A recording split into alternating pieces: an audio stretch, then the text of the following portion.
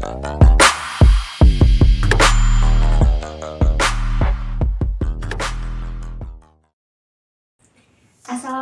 warahmatullahi wabarakatuh. Hai teman-teman, perkenalkan, nama saya Anissa Wibrianti Marina. Saya bersama rekan saya. Halo teman-teman, nama saya Hasni Dinur Hikmah. Di video ketiga kali ini akan menjelaskan tentang bagaimana sih COVID-19 ini membuat situasi Indonesia jadi darurat dan bagaimana kepedulian masyarakat terhadap wabah ini. Tentunya keadaan ini memaksa kita untuk merubah aktivitas dari biasanya. Banyak hikmah yang bisa kita ambil, begitu pula dengan kegagalan di tahun ini, semoga tidak menghentikan semangat kita. Nah, apa aja sih dampak yang ditimbulkan si COVID-19 ini? Yang pertama ada dampak COVID-19 terhadap psikologis. Pada akhir tahun 2019, dunia telah diresahkan oleh adanya wabah COVID-19 yang kini menyebar secara global dengan mencakup area geografis yang luas dan telah dinyatakan oleh WHO sebagai pandemi. Tentunya COVID-19 ini telah banyak merubah aktivitas. Pasien COVID ini tidak hanya rentan terhadap dampak fisik penyakit yang dideritanya, ada juga dampak psikologis yang berpotensi mengganggu kehidupan pasien hingga berakibat fatal. Banyaknya kabar seputar peningkatan kasus positif dan juga berita-berita hoax yang menyebar itu bisa memicu rasa gelisah, khawatir, cemas, panik. Nah, hal tersebut merupakan faktor yang dominan yang menyebabkan gejala psikosomatis. Nah, perasaan itu pada akhirnya menjadi pemicu pasien mengalami stres dan juga gangguan mental yang berujung pada memburuknya kondisi kesehatan. Begitu juga dengan isolasi yang membuat pasien COVID-19 ini mengalami gangguan psikologis yang dipicu karena rasa kesepian. Nah, maka dari itu untuk mengatasinya tetaplah membuka jalur komunikasi dengan orang-orang sekitar rumah, tentunya dengan obrolan atau pesan yang positif.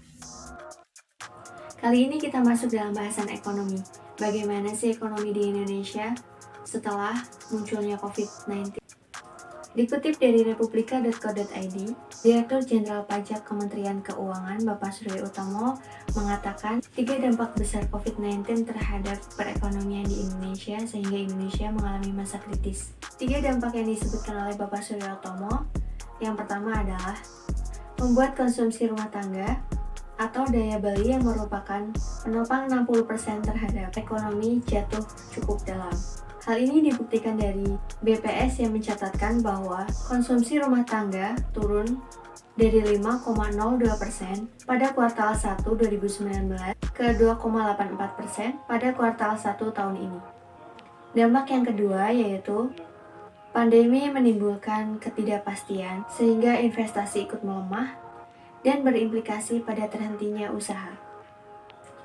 Dampak yang ketiga adalah seluruh dunia mengalami pelemahan ekonomi sehingga menyebabkan harga komoditas turun dan ekspor dari Indonesia ke negara lain juga terhenti. Di sisi lain, Bapak Surya Utomo juga optimis pemulihan ekonomi akan dimulai pada triwulan ketiga dan triwulan 4, yakni salah satunya adalah melalui peningkatan sinergi antara pemerintah.